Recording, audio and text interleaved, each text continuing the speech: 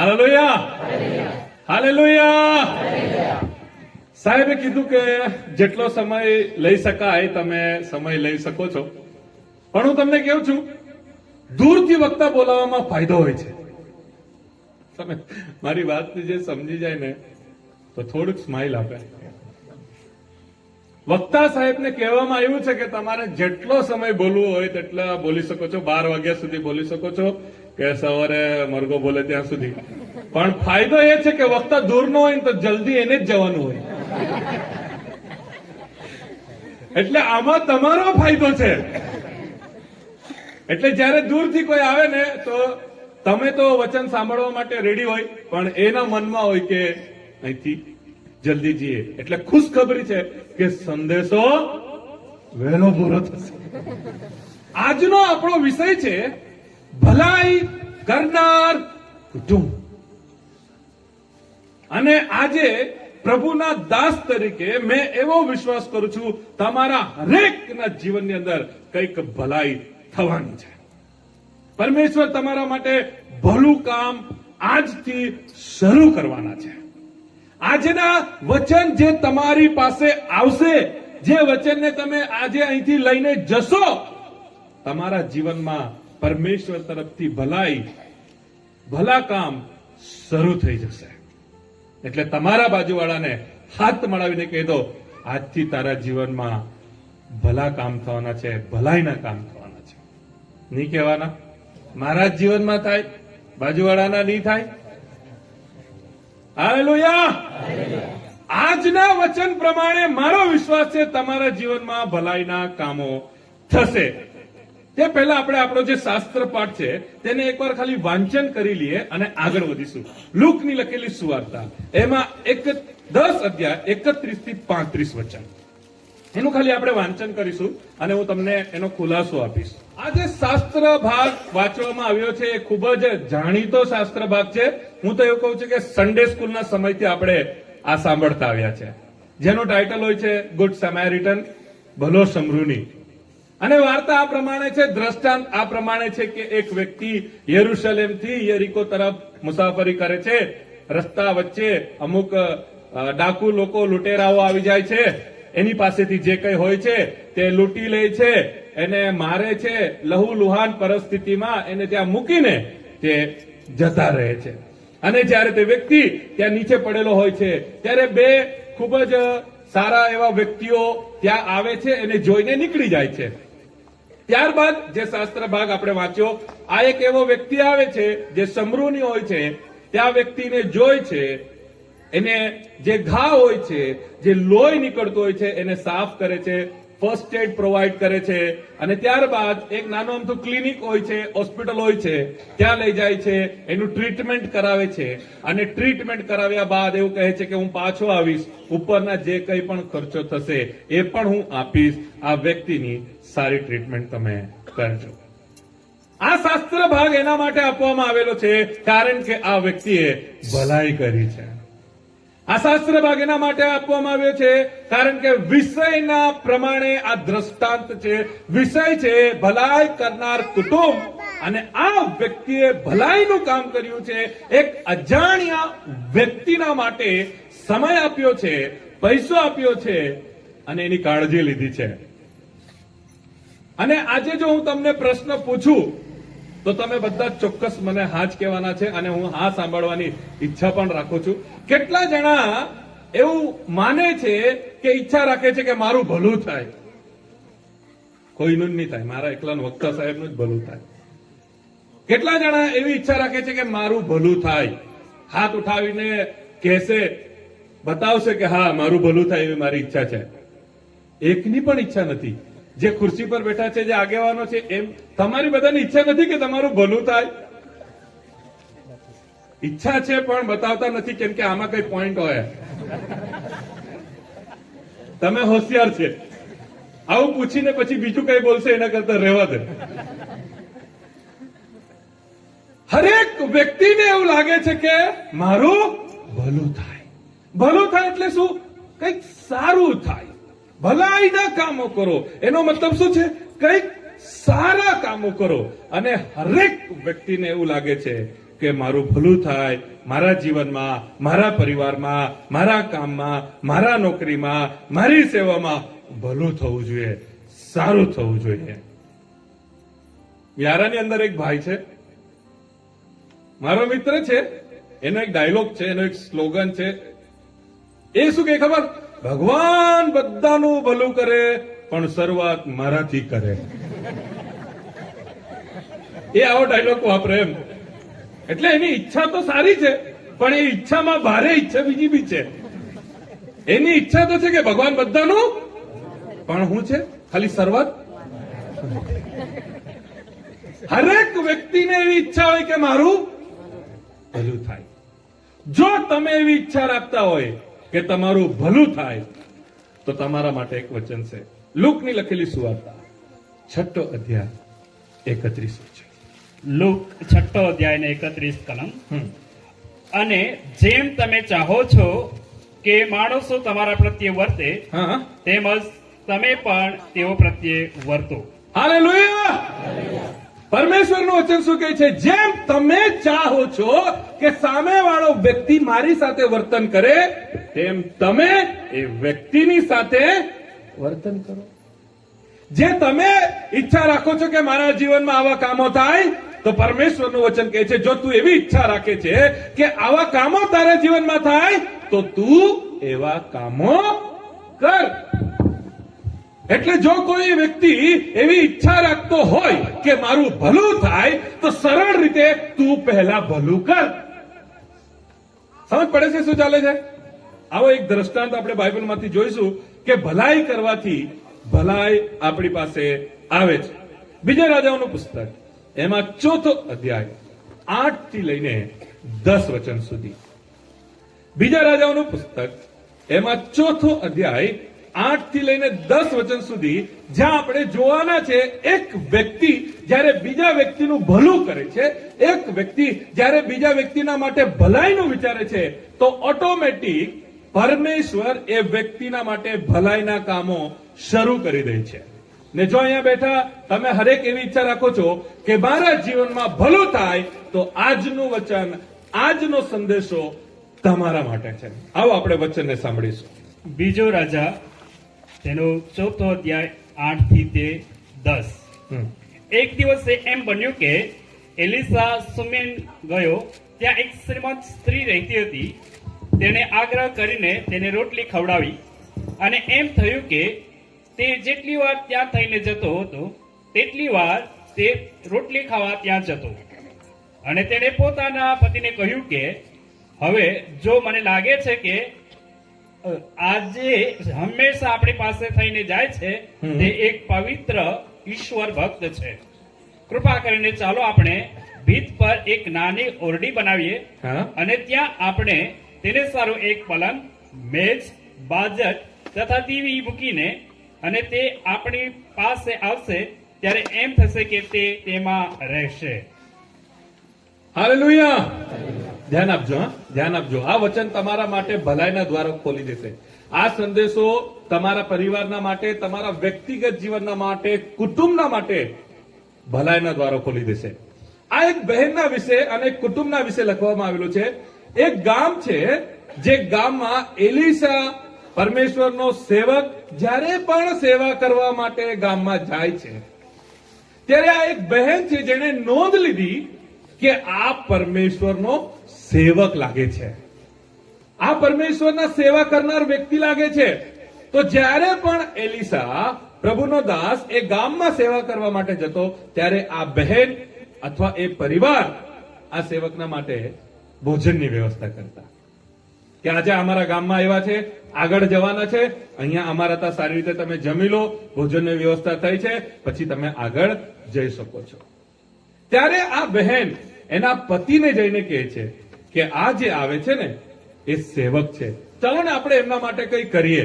તો જ્યારે પણ એ આવશે, અહીંયા એક નાની ઓરડી બનાવીએ, એક નાનું રૂમ બનાવીએ, ત્યાં પલંગ મૂકીશું, એક ટેબલ મૂકીશું, જ્યાં તે સ્ટડી કરશે, એક દીવો મૂકીશું, એક નાની રહેવાની વ્યવસ્થા કરીશું. આ બહેન ભલાઈ કરનાર પાત્રમાં મને બહુ જ મનગમતું આ પાત્ર છે. બાઇબલની અંદર જૂના કરારમાં, નવા કરારમાં ઘણા બધા એવા પાત્રો છે જેમણે ભલાઈના કામો કર્યા છે, જેમણે બીજાના હકમાં મદદ કરી છે, જેમણે બીજાના માટે સારા કામો કર્યા છે. એવા ઘણા બધા દાખલાઓ છે.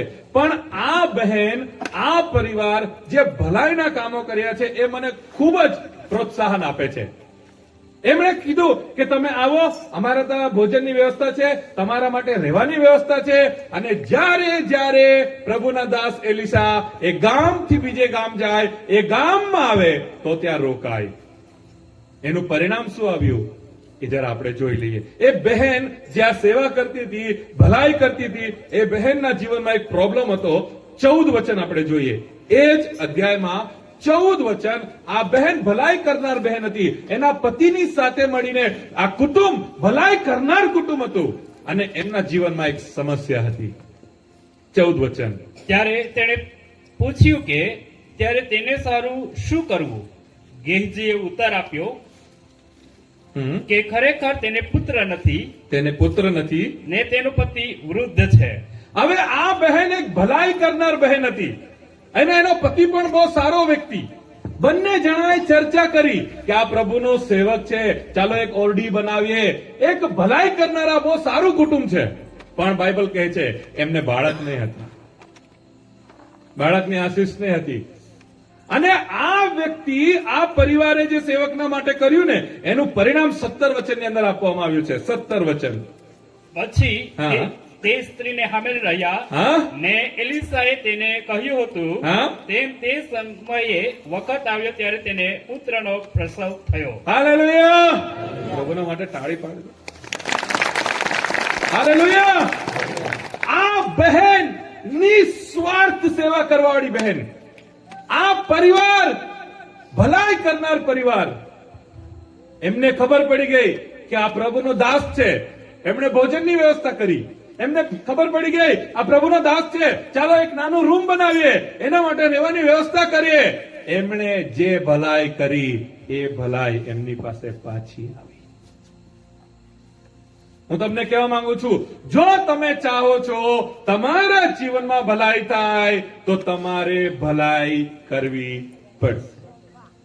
જો ભલાઈના કામો તમારા જીવનમાં થાય, એટલે કે સારા કામો તમારા જીવનમાં થાય, તો તમારે સારા કામો કરવા પડશે.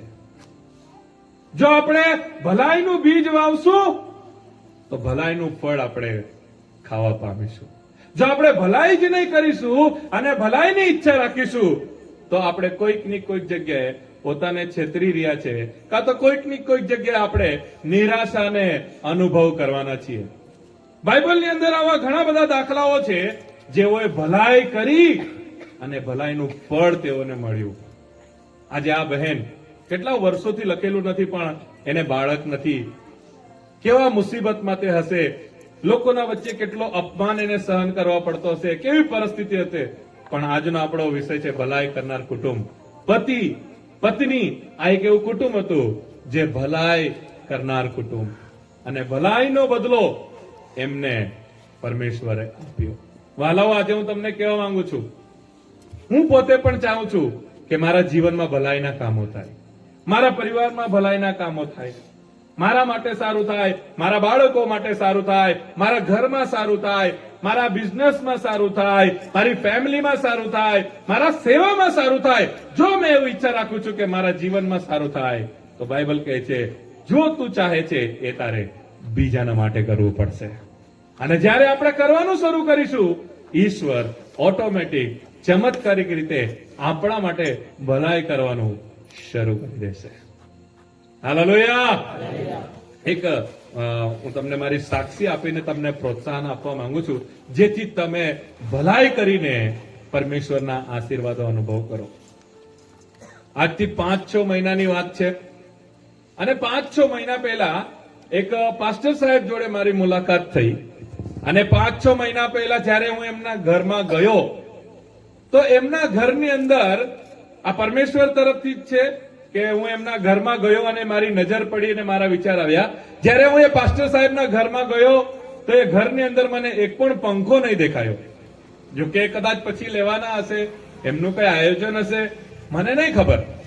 પણ મેં જયારે એમના ઘરમાં ગયો અને મેં આમ તેમ નજર કરીને જયારે ઉપર બી જોયું તો ઘરની અંદર એક બી પંખો નહીં હતો. મારા મનમાં વિચાર આવ્યો કે કંઈક કરવું જોઈએ, પણ વિચાર આવ્યો, પણ એ વિચાર કરવા માટે નાણાં જોઈએ, આપણી પાસે પૈસા હોવા જોઈએ. ઘણી બધી વખત પૈસા હોય છે, ઘણી બધી વખત નહીં હોય છે, પણ પરમેશ્વર આવો વિચાર આપે છે, પરમેશ્વર આવો બોજ આપે છે. તે દિવસે મેં નિર્ણય લીધો મારા મનમાં કે મારા તરફથી હું પંખા આપીશ. મેં રૂમ ગણી કાઢ્યા, કેટલા રૂમ છે, અને તમને કહું, મારા ઘરમાં જે પંખો છે, જે સમયમાં મેં પાસ્ટર સાહેબના ઘરને જોયું અને ઘરમાં એક બી પંખો નહીં હતો, એ સમયમાં મારા ઘરમાં જે પંખો છે ને એ જૂનો પંખો હતો. એક ચર્ચના પાસ્ટરે મને કીધું, સંતોષભાઈ, આ પંખો અમે ચર્ચમાં નવો લાવ્યા છે, આ જૂનો છે, જો તમારા ઉપયોગમાં આવતો હોય તો તમે લઈ જજો. તો એ પંખો, જૂનો પંખો લાવીને મારા ઘરની અંદર એ પંખો ફરતો હતો. અને મારી ઘરવાળી કાયમ મને ક્યાં કરે, પંખો બદલો, કેમ કે આ હાલતો છે, ભીખ લાગે છે. તો રાતના જયારે છોકરાઓ પંખાના નીચે ઊંઘે ને, તો મારી છોકરીને પેલી બાજુ ખસાવી દે, છોકરાને આ બાજુ ખસાવી દે, પંખાના નીચે મારી ઘરવાળી ઊંઘવા નહીં દે એ લોકોને. એને બીક છે પંખો પડી જાય તો, કેમ કે જૂનો પંખો હતો અને અવાજ કરતો હતો અને કોઈક વખતે હલતો હતો. મારાથી પંખો લેવાય એટલી કેપેસિટી નહીં હતી, એટલે હું કોઈક વખતે રાતના નીચે ચેક કરવા આવતો હતો બધું વ્યવસ્થિત છે કે, પણ પંખા લેવાના પૈસા નહીં હતા. મારી ઘરવાળી કહે, પંખો બદલો, એકાદ દિવસે પડી જાય. તમને સાચું કહું, મારા ઘરે એ જ પંખો વાપરતા મેં પેલા પાસ્ટર સાહેબના માટે પૈસા ભેગા કરીને 3 પંખા લઈ આપ્યા. પહેલા મેં પાસ્ટર સાહેબને, કદાચ મારી ઘરવાળીને હોઈ શકે મનમાં એવું લાગ્યું હોય કે ઘરમાં છોકરાઓ નીચે ઊંઘતા છે ને ઉપરનો પંખો પડી જાય એવું છે ને પાસ્ટરને 3 પંખા લઈ આપ્યા. કદાચ મારા બાળકોના મનમાં પણ આવું આવી શકે, આપણો જ પંખો ખરાબ છે ને. મારા મનમાં એવો વિચાર આવ્યો, જોકે મારી પત્ની આવું નથી કીધું ને મારા બાળકોએ પણ આવું નથી કીધું, એમને પણ સેવા કરવાનું ગમે છે, પણ એક પિતા તરીકે, પતિ તરીકે મારા વિચાર છે. અને જ્યારે એ પાસ્ટર સાહેબને મેં એ પંખા આપી દીધા કે તમારા ઘરમાં પંખા રાખો, આજે એ વાતને 5 મહિના પૂરા થઈ ગયા અને ગયા અઠવાડિયામાં મારી પાસે પંખો આવ્યો ને મેં એ પંખો બદલ્યો ગયા અઠવાડિયામાં. અને ચમત્કારિક રીતે પંખો મારી પાસે આવ્યો. અને એ પંખો કેવો છે ખબર? જ્યારે એ પાળક સાહેબના હાથમાં મેં પંખા આપેલા ને 3, અને જે સમયમાં એ પાળક સાહેબને મેં 3 પંખા આપેલા ને, એ પંખાના માટે પ્રાર્થના સાહેબે જ કરી હતી. સાહેબ ત્યાં હતા. અને જ્યારે 3 પંખા મેં એ પાસ્ટર સાહેબને આપેલા તો પાસ્ટર સાહેબે મને એક શબ્દ વાપરેલો, તમે સેવકને આપ્યું ને, તમારા ઘરે પંખો નથી ને, પરમેશ્વર તમને સારામાં સારો પંખો આપશે, આના કરતા સારો આપશે. એ સ્ટેટમેન્ટ એ પાળક સાહેબે આપેલું જ્યારે મેં એમને પંખો આપેલો. અને એક પરિવાર જે આ પંખા ને લાઇટ ને એવું બધું વેચે છે, આપણું વિશ્વાસી પરિવાર છે, ત્યારે મને એવું લાગ્યું કે આ વિશ્વાસી પરિવાર છે, થોડા ઘણા પૈસા ઓછા, પાસ્ટર છે એટલે થોડા ઘણા ઓછા કરશે, એમ કંઈક ડિસ્કાઉન્ટ મળશે, હપ્તો કરી આપશે. આપણે પાસ્ટર છે, આપણે એમની સાથે રિલેશન છે, તો થોડા કરીને આપી જાજો, એમ કંઈક ચાલો આપણે વાત મૂકીએ. મેં કીધું તમારા દુકાનમાંથી મારે એક પંખો લેવાનો છે, મારા ઘરે જરૂર છે. જેની સાથે વાત છે મહારાષ્ટ્રમાં રહે છે, એમની દુકાન મહારાષ્ટ્રમાં છે. એમણે મહારાષ્ટ્રથી બસમાં પૈસા આપીને પંખો મારા ઘરે મોકલાવી આપ્યો. અને એ પંખો એવો છે ને કે ઘરમાં જો તમે આવો ને તો તમારી નજર પહેલા પંખા પર જ જશે, કઈ જ નહીં દેખાય. એ રિમોટ વાળો પંખો, એટલો હાઈ ફાઈ પંખો આજે અમારા ઘરમાં છે. 5 મહિના મેં એ જ જૂનો પંખો વાપર્યો, પેલા પાસ્ટર સાહેબને પૈસા ભેગા થયા, પંખો લઈ આપ્યો. મારો કહેવાનો ભાવાર્થ જે તમે સમજો છો એ સમજવાની કોશિશ કરો. ભલાઈ જશે, ભલાઈ પાછી આવશે. જ્યારે તમે ભલાઈ કરશો ને, તમારા કામો ઈશ્વર કરવાનું શરૂ કરી દેશે. જ્યારે તમે બીજાના માટે ચિંતા કરવાનું શરૂ કરી દેશો, જ્યારે તમે બીજાના માટે વિચારશો, તમારા જે કામો રોકાયેલા છે ને એ શરૂ થઈ જશે. આ બહેને કોઈ દિવસે એવું નહીં વિચારેલું કે મારા બાળકો નથી, લગ્નને આટલા વર્ષો થઈ ગયા. એને ભલાઈ કરી સાહેબ. એને જોઈ લીધું કે આ પાસ્ટર છે, આ સેવક છે, એને આપણે ખવડાવવાનું સાહેબ, એને આપણે ભોજનની વ્યવસ્થા કરવાની. એ આવે છે આપણા ગામમાં, એના માટે એક રૂમ બનાવવાનું, કોઈ પણ હિસાબે એને જે વ્યવસ્થા થાય તે કરવાની, અને એને ભલાઈ કરી, એની ભલાઈ એની પાસે પાછી આવી છે. આજે દુઃખ શું થાય છે ખબર? હરેક વ્યક્તિને એવું લાગે છે કે મારું ભલું થાય, પણ પોતે કોઈનું ભલું કરવાની ઈચ્છા નથી રાખતો. જ્યારે આપણે ભલાઈ કરવાનું શરૂ કરીશું, ભલાઈ આપણી પાસે આવશે. એક વચન આપણે વાંચીશું, લુકની લખેલી સુવાર્તા, એમાં 3 અધ્યાય 11 વચન. લુકની લખેલી સુવાર્તા 3 અધ્યાય 11 વચન. લુક 3 અધ્યાય ને 11 વચન. હા, તેણે તેઓને ઉત્તર આપ્યો કે હા? જેની પાસે 2 અંગરખા હોય, 2 શર્ટ હોય, જેની પાસે 2 સાડી હોય, તે જેની પાસે એકે નથી, જેની પાસે કપડા પહેરવાને બહુ તકલીફ છે, તંગી છે, તેને એક આપે. તમારા પાસે છે એમાંથી એક એને આપો. આગળ, જેની પાસે ખાવાનું હોય જેની પાસે ખાવાનું હોય, તે પણ એમ જ કરે. એ પણ જેની પાસે નથી એને આપો. આ પરમેશ્વરનું વચન શું કહે છે? તમે ભલાઈ કરો. મારી ઘરવાળી જયારે કહે ને કે સાડી લેવાનો છે, કે પછી મેં એને કહ્યું કબાટમાં આટલી બધી ભરેલી છે, એનું શું? એનું તો કઈ કરવું પડે કે નહીં? જૂની કાઢીશું તો નવી આવશે. કોઈકને આપી દો, ખાલી કરો. આપણી પાસે બહુ બધો અનાજ હોય, કોઈક ભૂખો હોય તો એને આપણે ખવડાવવું જોઈએ. આ પરમેશ્વરનું વચન કે છે ભલાઈ કર. તારી પાસે જે છે તે આપ. તારી પાસે કપડા છે, આપ. તારી પાસે ખાવાનું છે, આપ. અને પરમેશ્વર કહે છે કે તું જ્યારે ભલાઈ કરશે ને, તો હું તારા માટે ભલાઈના કામો શરૂ કરીશ. એક જગ્યામાં બાઇબલમાં એવું લખવામાં આવેલું છે, માથીની લખેલી સુવાર્તા એમાં 25 અધ્યાય, જ્યાં પ્રભુ ઈસુ એવું કહે છે કે મેં ભૂખો હતો ત્યારે તમે મને ખવડાવ્યું, મેં નાગો હતો તમે મને કપડા પહેરાવ્યા, મેં જેલમાં હતો, બંદીખાનામાં હતો, કે મેં દવાખાનામાં હતો, હોસ્પિટલમાં હતો, તમે મારી મુલાકાત લીધી. અને ત્યાં લોકોએ જવાબ આપ્યો કે પ્રભુ અમે ક્યારે તમને ભૂખા હતા ત્યારે ખવડાવ્યા? પ્રભુ અમે ક્યારે તમે તરસ્યા હતા ત્યારે અમે તમને પાણી પીવડાવ્યું? પ્રભુ ક્યારે અમે તમને બીમાર અવસ્થામાં જોયા કે અમે તમારી મુલાકાત લીધી? અને ત્યારે પ્રભુ બહુ સરસ ત્યાં વાત કહે છે, 40 વચન આપણે વાંચીશું. માથી 25 અને 40. હા, ત્યારે રાજા તેઓને ઉત્તર દેશે, હા, હું તમને ખચિત કહું છું કે હા? આ મારા ભાઈઓમાં બહુ નાનાઓમાંથી એકને તમે તે કર્યું. જે જરૂરિયાતમંદ લોકો છે, જેઓ પોતાની જરૂરિયાતને નથી પામી શકતા, ભૂખા છે, તરસ્યા છે, આ લોકોના માટે જ્યારે તમે મદદ કરો છો, એટલે તે મને કર્યું. તમે મારા માટે કર્યું છે. પ્રભુ ઈસુ કહે છે જ્યારે તમે ભૂખ્યાને ખવડાવો છો, તમે મને ખવડાવ્યું છે. જ્યારે કોઈની પાસે કપડા નથી, તમે એને કપડા આપ્યા, તમે મને કપડા આપ્યા છે. જ્યારે કોઈ બીમાર વ્યક્તિને તમે મળવા જાઓ છો, તમે મને મળવા આવ્યા છો. જ્યારે કોઈ તરસ્યા વ્યક્તિને તમે પાણી પીવડાવો છો, તમે મને પાણી પીવડાવે છે. એ લોકોને તમે કર્યું, તમે મારા માટે કર્યું છે. બહુ સરસ વિષય છે, ભલાઈ કરનાર કુટુંબ. જ્યારે આપણે ભલું કરવાનું શરૂ કરીશું, જ્યારે કુટુંબ ભલાઈના કામો કરશે, જ્યારે કુટુંબ ભલાઈ કરશે, પરમેશ્વર એમના માટે પણ ભલું કરવાનું શરૂ કરશે. હાલેલુયા. કેટલા જણા ઈચ્છા રાખે છે કે મારું ભલું થાય? કેટલા જણા એવી ઈચ્છા રાખે છે કે મારું ભલું થાય? અને જો તમે એવી ઈચ્છા રાખતા હોય કે મારું ભલું થાય, તો મારે ભલાઈ કરવી પડશે. જો તમે એવી ઈચ્છા રાખો છો કે મારું સારું થાય, તો તમારે બીજાના માટે સારું કરવું પડશે. અને ક્યારે થાય ખબર? જે આપણો શાસ્ત્ર ભાગ છે, સમૃદ્ધની વ્યક્તિ એ અધમુવા વ્યક્તિને જોઈ છે, એને ભલાઈ કરી, એનું જે સિક્રેટ છે 33 વચન છે, લુકની લખેલી સુવાર્તા 10 અધ્યાય અને 33 વચનમાં સિક્રેટ છે કે એને ભલાઈ કેમ કરી.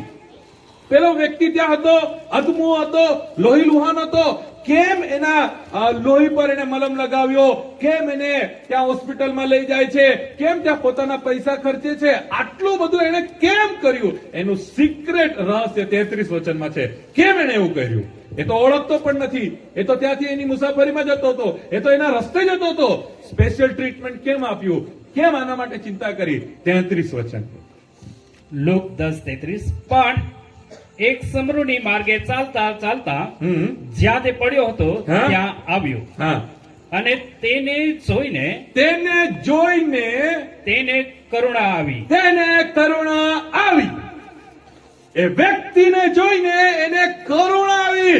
આપણે ભલાઈ નથી કરતા કેમ કે કરુણા જ નથી આવતી. કરુણા આવે તો ભલાઈ થાય ને. કોઈ ભૂખ્યા વ્યક્તિને જો તો અંદર આવું થવું જોઈએ, અરે, કંઈક કરવું જોઈએ, આના માટે કંઈક કરવું જોઈએ. કોઈક વ્યક્તિને તમે કપડા જોઈને એવું લાગે, અરે આના માટે કંઈક કરવું જોઈએ. કોઈક પ્રભુનો દાસ તમને દેખાય, અરે પ્રભુના દાસના માટે આપણે કંઈક કરવું જોઈએ. એ બહેન એના પતિએ જોયું, અરે પ્રભુનો દાસ છે, એક નાનો રૂમ બનાવીએ, એના માટે કંઈક કરવું જોઈએ. અરે પ્રભુનો સેવક છે, ચલો એને જમવાની વ્યવસ્થા કરીએ, કંઈક કરવું જોઈએ. આ કંઈક કરવું જોઈએ વિચાર કર્યા ખબર? જ્યારે અંદરથી કરુણા હોય, અંદરથી દયા આવી જોઈએ, ફિલિંગ્સ આવવું જોઈએ, લાગણી આવવું જોઈએ કે આ વ્યક્તિના માટે કંઈક કરવું જોઈએ. એના શર્ટને જોઈને, એના બૂટને જોઈને, એના ચહેરાને જોઈને ખબર પડી જવું જોઈએ કે કંઈક પ્રોબ્લેમ છે, મારે કંઈક કરવું જોઈએ. એને બોલવાની જરૂર નથી, સમજવાની જરૂર છે. અને જેટલા લોકો પ્રભુ ઈસુને પ્રેમ કરે છે, જેટલા લોકો પ્રભુને માને છે, આ એમનો સ્વભાવ હોય છે. સામેવાળા વ્યક્તિને તકલીફમાં જોઈને એ દુઃખી થાય છે. સામેવાળાને જોઈને એને દયા આવે છે, રડવાનું આવી જાય, આંસુ આવી જાય. એ કશું કરી નથી શકતો ને એના માટે તો એ દુઃખી થઈ જાય, મેં આને કેવી રીતે મદદ કરું. આ સ્વભાવ હોય છે કે આપણે એને કઈક રીતે મદદ કરવી જોઈએ. જેને ભલાઈ કરવાની છે એ ભલાઈ કરશે જ, કઈ પણ રીતે ભલાઈ કરશે. અને જેને ભલાઈ નથી જ કરવી ને એ બહાના જ કાઢશે. આમ થઈ ગયું, તેમ થઈ ગયું, આમ નહીં કરાય, તેમ નહીં કરાય, આમ છે, તેમ છે. પણ જો ભલાઈ કરવાનું હોય તે કોઈ પણ રીતે રસ્તો કાઢશે. આજે મારા પાસે આ મોબાઈલ છે જેમાં આ વિડીયો રેકોર્ડ થાય છે. આ 24,000 નો મોબાઈલ છે. એક ભાઈએ મને ગિફ્ટ આપેલો આ મોબાઈલ. પરમેશ્વર આવી રીતે મને પૂરું પાડે છે. જો તમે બી આવી રીતે આદત બનાવશો, તમારો સ્વભાવ બનાવશો તો પ્રભુ બી તમને આવી રીતે પૂરું પાડશે. આ 24,000 નો મોબાઈલ એક ભાઈએ મને ગિફ્ટ આપ્યો. એનું કારણ મેં તમને કહું છું. ભલાઈ પાછી આવેલી છે. ભલાઈ ગઈ, રિટર્નમાં ભલાઈ આવી. એક ચર્ચમાં મેં આવી રીતે પ્રચાર કરવા માટે ગયો તો એ ચર્ચના જે પાસ્ટર સાહેબ હતા ને, જેમણે મને આમંત્રણ આપ્યું હતું, એમની પાસે નાનો મોબાઈલ હતો જેને રબર વીંટાળેલું હતું.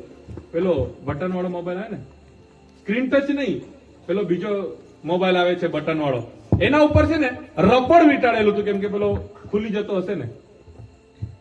તો એ પાસ્ટર સાહેબ જોડે મારી વાતચીત થઈ ને પાસ્ટર સાહેબને મેં કીધું, આ મોબાઈલ તમે આજે લોકો વોટ્સઅપ વાપરે છે, ફેસબુક વાપરે છે ને તમે આ જ મોબાઈલ વાપરો છો.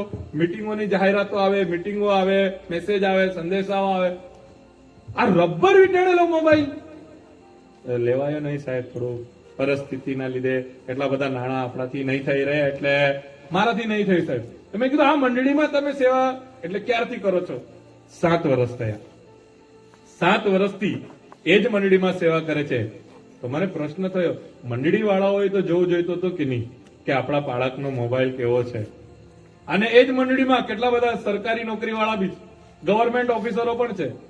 તો આ લોકોને પણ નહીં ધ્યાનમાં આવ્યું કે અમારા પાસ્ટરના ખિસ્સામાં રબર વીંટાળેલો મોબાઈલ છે. 7 વર્ષથી પાસ્ટર સાહેબ એ મંડળીમાં સેવા કરે છે. મરણ પ્રસંગમાં જાય, જન્મનો પ્રસંગ, બધા લગ્નના પ્રસંગ, સુખ દુઃખના પ્રસંગ, માંદા પડે પ્રાર્થના કરવા જાય. આટલી બધી કાળજી લીધા પછી મંડળીના એક પણ વિશ્વાસીના નજરમાં નહીં આવ્યું કે અમારા પાસ્ટરનો મોબાઈલ રબર વીંટાળેલો છે. પરમેશ્વરે મને બહુ જ આપ્યું. મેં મારા ઘરે આવીને મારી ઘરવાળી જોડે વાત કરી કે આવું આવું છે, આ તો જરા ઠીક નથી લાગતું. આજે લોકો પાસે સ્ક્રીન ટચ મોબાઈલ છે, આપણે એમના માટે કંઈક કરવું જોઈએ. વિચાર છે પણ પૈસા નહીં હોય. મારા પાસે વિચારો જ હોય, પૈસા નહીં હોય. પછી વિચાર પૈસાને લે આવે. એટલે મેં પ્રભુને કીધું, પ્રભુ જો આ બોજ તમારા તરફથી છે, આ તમારો દાસ આટલી સારી સેવા કરે છે, આટલું મહેનતનું કામ કરે છે, કોઈકે એના બાજુ ધ્યાન આપવો જોઈતું હતું, કોઈકે તો એને લઈ આપવો જોઈતું હતું.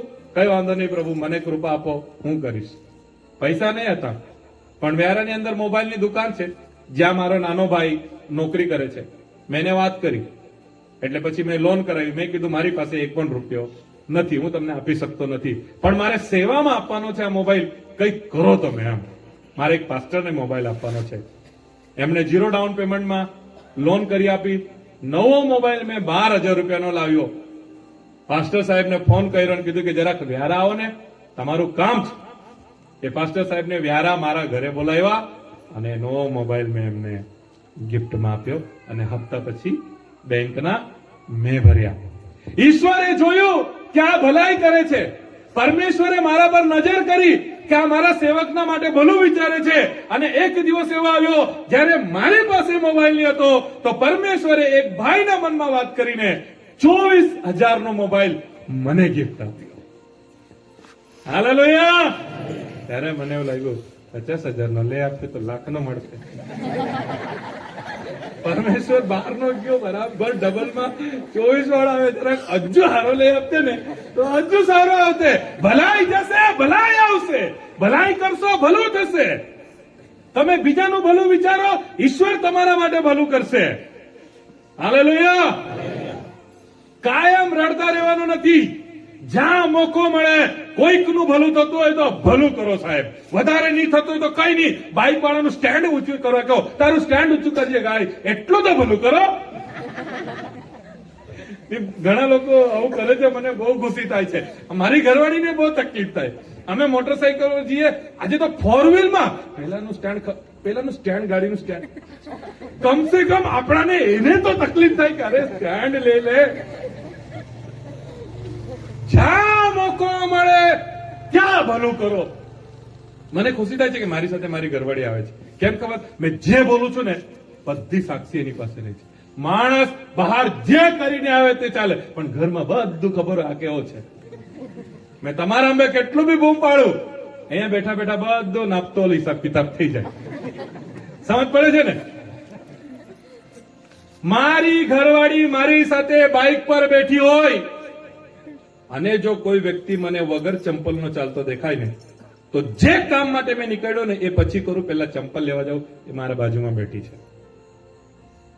એક દિવસે બાઇક ચલાવતા ચલાવતા મેં બાજુવાળાને એક જણને જોયું ચંપલ વગર ચાલતો છે, તો અમારે જવાનું બીજી જગ્યા હતું, મેં બીજી જગ્યાએ લઈ ગયો. તો એ કે આમ જવાનું છે ને આમ ચાલ્યા. ચાલને જ્યાં લઈ જાવ તું ચાલને સાથે એક જગ્યાએ જવાનું છે. એટલે ચંપલના દુકાને ગયા ને એટલે એ ઓળખી ગઈ, તમે રસ્તામાં કોઈકને જોયો જેના પગમાં ચંપલ નથી. મેં કીધું હા તું સમજી ગઈ. ચંપલ વેચાતી લીધી, ચંપલ પહેરાવી. મારા સામે વગર ચંપલનો દેખાય તેને ચંપલ પહેરાવી આપું. જ્યાં મોકો મળે ભલાઈ કરો. મારી સામે જો કોઈ માણસ બાઇકને ધક્કો મારતો હોય ને તો ત્યાં જઈને પૂછું, ખાલી પેટ્રોલનો પ્રોબ્લેમ હોય તો સોલ્વ થાય, પંચર વંચર હોય તો આપણે કઈ નહીં કરી શકીએ. ખાલી એ ધક્કો મારતો હોય ને એની ગાડીમાં પેટ્રોલ પૂરું થઈ ગયું હોય તો એનું કામ થઈ ગયું. એને ધક્કો મારવાની જરૂર પડે. અહીંયા જ ઉભો રહેજે, હવે ધક્કો મારતો મેં પેટ્રોલ લઈને આવ્યો. આપણે બીજાનું ભલું કરીશું, આપણું ભલું થશે. આજનો વિષય છે ભલાઈ કરનાર કુટુંબ. અને આ કુટુંબ મારું ફેવરિટ છે, જેમને પરમેશ્વરના દાસના માટે ભલાઈ કરી અને એ ભલાઈ એમના માટે આશીર્વાદ બનીને પાછી આવી. હાલેલુયા. વહાલાઓ, ચમત્કારિક આશીર્વાદો જો તમારે લેવાના હોય ને તો ઈશ્વરના વચન પ્રમાણે ચાલવું પડે. ઈશ્વર પર આધાર રાખવું પડે. એ આપે ને બેસ્ટ આપે, બેસ્ટ આપે. તમે ભલું કરો, બીજાનું વિચારો, બીજાના માટે થાય તે મદદ કરો. આ 3.5 લાખ રૂપિયાની ગાડી છે. સાહેબે કીધું આ ઝાડુ વેચવા વાળો 3.5 લાખની ગાડી નહીં લઈ શકે. શક્કરટેટી, એક શક્કરટેટી 20 રૂપિયાની આવે, એના કરતા મોટી આવે તે 30 રૂપિયાની આવે ને 1 કિલો ઉપર આવે તે 40 રૂપિયાની આવે. એ આખા 2 કેરેટ વેચીને આવ ને ત્યારે 401 રૂપિયા મળતા હોય. એટલે મેં સાંજે બી શક્કરટેટી વેચવા જાઉં ને તો 3-4 કેરેટ પતાવો ને ત્યારે એક સારો નફો કાઢું. 3.5 લાખ રૂપિયાની ગાડી નહીં લેવાય. ઝાડુ વેચવા જાવ ને તો એક ઝાડુ પર 30 રૂપિયા મળે. જો તમારા આમાં બહેનો બહુ ભાવતાઓ કરે તો 20 પર લઈ આવે. 3.5 લાખ રૂપિયાની ગાડી નહીં લેવાય. 1 બી રૂપિયો નહીં આપેલો, 1 રૂપિયો પણ નહીં આપેલો અને ગાડી મારા નામ પર કરી દીધેલી. એ ભાઈએ મને ગાડી આપી દીધી અને જેણે મને ગાડી આપી સાહેબ એમને મળ્યા છે, એમના દુકાને જઈને સાહેબ એમને મુલાકાત લીધી છે. હું તમને કહું છું, તમે બીજાનું ભલું કરો, તમને જ્યારે સમય આવશે, તમને જરૂર પડશે, એ તમારા માટે ભલું કરશે, તમારું કામને અટકવા દેશે. તમે બીજાનું ભલું કરો, ઓટોમેટિક પરમેશ્વર તમારું ભલું કરશે. એક વાર્તા કહીશ અને એની સાથે પૂરું કરીશ. દરિયા કિનારો હતો અને ત્યાં એક એવી સિસ્ટમ હતી કે જ્યારે પાણી આવતું ને તો માછલાઓ આમ બહાર ફેંકાઈ જતા અને પાણી પાછું આમ રિટર્ન જતું રહેતું હતું અને ત્યાંથી માછલાઓ બહાર આવતા હતા અને પાણી ફેંકાઈ જતું હતું. ત્યારે એક છોકરાએ શું કર્યું ખબર? એ માછલા આમ કરીને અંદર ફેંકે, માછલા ઉચકીને પાછા પાણીમાં ફેંકે.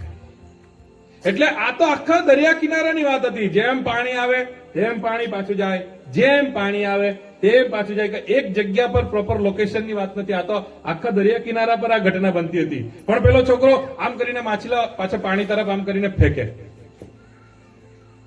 તો એ ભાઈને, એ દીકરાને એક જણે જઈને પૂછ્યું કે આટલી મહેનત શું કરવા કરે છે? કશું થવાનું નથી. કેમ કે તું આ બધું કરવાથી શું કરવાનું? તો પાછળ ફરીને જો ને, કેટલી બધી માછલી છે, આમ બી બહાર આવે છે, આમ ફરીને જો. તું બધાને પહોંચી શકતો નથી, બધાને બચાવી શકતો નથી, તો તું આ શું કરવા કરે છે? એને શું જવાબ આપ્યો ખબર?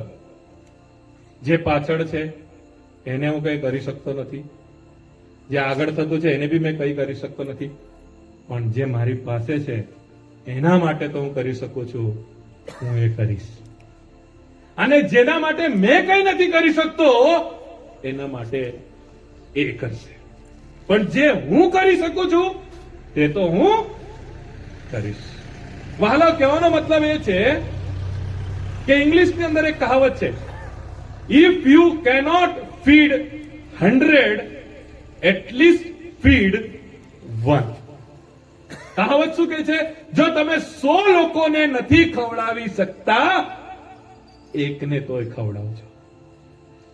તમારી કેપેસિટી નથી 100 જણાને ખવડાવવાની તો કઈ ચિંતા નહીં, પણ એકને તો બી તમે ખવડાવજો. વહાલાઓ, જો તમે ભલાઈ કરશો, ઈશ્વર તમારા માટે ભલું કરશે. આ વચન આધારે હું અને મારું પરિવાર જીવન જીવીએ છે. ઘણી બધી વખત અમારા જ ઘરમાં તકલીફ હોય છે, પણ ઈશ્વરે આપણાને એવો સ્વભાવ આપેલો છે, દયાવાળો, કરુણાવાળો, ત્યારે જે કઈ હોય છે તે પણ અમે આપી દઈએ છીએ અને ચમત્કારિક રીતે એ અમારી પાસે પાછું આવી જાય છે. આજનો આપણો વિષય છે ભલાઈ કરનાર કુટુંબ. જો આજના વચન પ્રમાણે તમે નિર્ણય લેશો, અમે પણ ભલાઈ કરીશું, અમે પણ બીજાને મદદ કરીશું, અમે પણ બીજાના માટે સારું વિચારીશું. અને જ્યારે તમે હાથ લાંબો કરશો, બીજાના દુઃખમાં તમે સામેલ થશો, બીજાને મદદ કરશો, તે પણ નિસ્વાર્થ ભાવે, એ મદદની નોંધ પરમેશ્વર લેશે અને પરમેશ્વર તરફથી તમને જે આશીષ મળશે એ માણસની સમજ શક્તિની બહાર છે. જ્યારે વિનંતીઓ આપવામાં આવે છે ત્યારે ઘણા બધા અલગ અલગ રીતે પ્રાર્થનાઓ કરતા હોય છે. ત્યારે એક ભાઈ એના ઘરમાં મોટેથી પ્રાર્થના કરતો હતો, પરમેશ્વર આટલું થઈ જવું જોઈએ, અમારે ચર્ચમાં આ જરૂર છે, પરમેશ્વર તમે કંઈક કરો, સ્વર્ગનો દ્વાર ખોલો, તમે દરવાજા ખોલો, ચમત્કાર કરો. બરાબર પેલો ભાઈ આત્મામાં બરાબર ઉત્સાહથી પ્રાર્થના કરતો હતો કે પ્રભુ કંઈ કરો, પૂરું પાડો, પ્રભુ કરો. એનો છોકરો એની પ્રાર્થના સાંભળતો હતો અને એનો છોકરો એના પપ્પા પાસે આવીને કહે છે, પપ્પા તમારી જગ્યાએ મેં રહેતે ને તો મેં પ્રાર્થના નહીં કરતા. તમે તો આટલી બધી પ્રાર્થના કરતા છો, પણ તમારી જગ્યાએ મેં રહેતે ને તમે પ્રાર્થના નહીં કરતે. પપ્પાએ કીધું કેમ? તો આ જે પ્રાર્થના તમે કરતા છો એના કરતા તમારી પાસે છે તે આપી દો ને. પ્રાર્થના શું કર્યા કરતા છે તે આપી દો ને, મેં તો આપી દેતે. તમે પરમેશ્વરને શું ક્યાં કરતા છે તે આપો ને. ઘણી બધી વખત આપણે કરી શકીએ છીએ પણ આપણે કરતા નથી. જે તમારી કેપેસિટી છે, જે તમારી કેપેસિટી છે 10 રૂપિયાની, ઈશ્વર જાણે છે, 10 થી શરૂ કરો. કોઈકના માટે મદદ કરો, કોઈકના માટે ભલું કરો. જો તમારી કેપેસિટી છે 100 રૂપિયાની, જો તમારી કેપેસિટી છે 1000 રૂપિયાની, અનાજ આપવાની, કપડા આપવાની, કઈક બી રીતે જે માણસને ભલું કરવાનું હોય ને, એ કઈક પણ રીતે ભલું કરવાના વિચાર રાખે. અને જ્યારે એને ભલું કરવાની આદત થઈ જાય, સ્વભાવ બની જાય, એ ભલાઈનો બદલો, એને જે બ્લેસિંગ્સ મળે છે એ ચમત્કારિક હોય છે અને માણસના સમજ શક્તિની બહાર હોય છે.